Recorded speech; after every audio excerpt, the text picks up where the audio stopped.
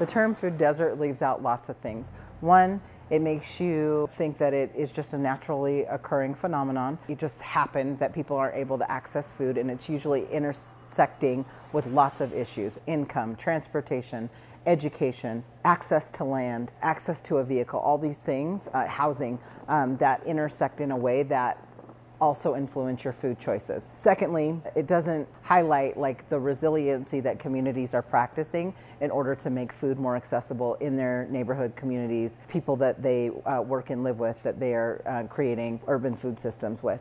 And then I think it also doesn't talk about the structures that have created these access challenges in the first place. It doesn't talk about race in the food system and how that is different, or how that shakes out from community to community. Using a term like food apartheid, which was originally coined by Karen Washington, talks about why we have these access challenges. When I think about a desert, or I think about the communities that live in a desert, when they have access to the land and their resources, and they're able to move on that land, you know, where those resources are to sustain themselves, they are adequately able to sustain themselves. And I think that language is important to really get at the root cause of why people are in the free food line in the first place, and really address those causes.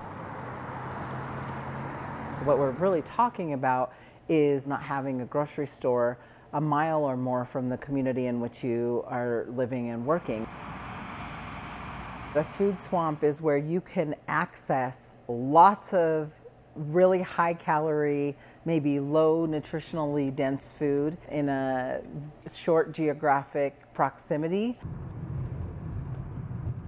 For me, like one of the starkest examples of a food swamp is when you are, on Fillmore, there is just a string of fast food restaurants from Union to Nevada. There's not really a grocery store in that community. Yes, there is a Safeway that is closer to downtown, which would probably be in somewhat walking distance. Might not always be the most accessible because of other challenges like cost barriers.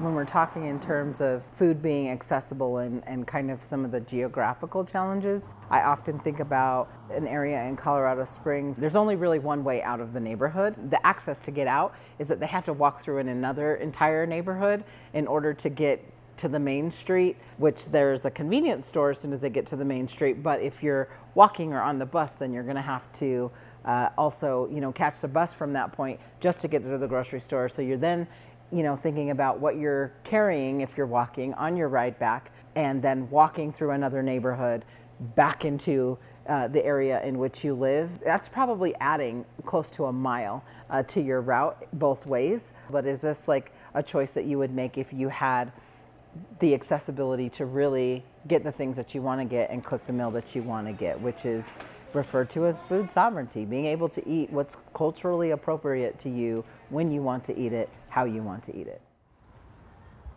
Fresh food is something that we all need. Our biologies demand it. I mean, fresh foods have vitamins and minerals and nutrients that we need as human beings. And so not being able to access fresh food is effective in so many ways. Your stamina, your income, your health. People need to be able to access food in walking distance, really, to where that they work and they live, so that they can be able to eat that and prepare the food in a way in which they would like to.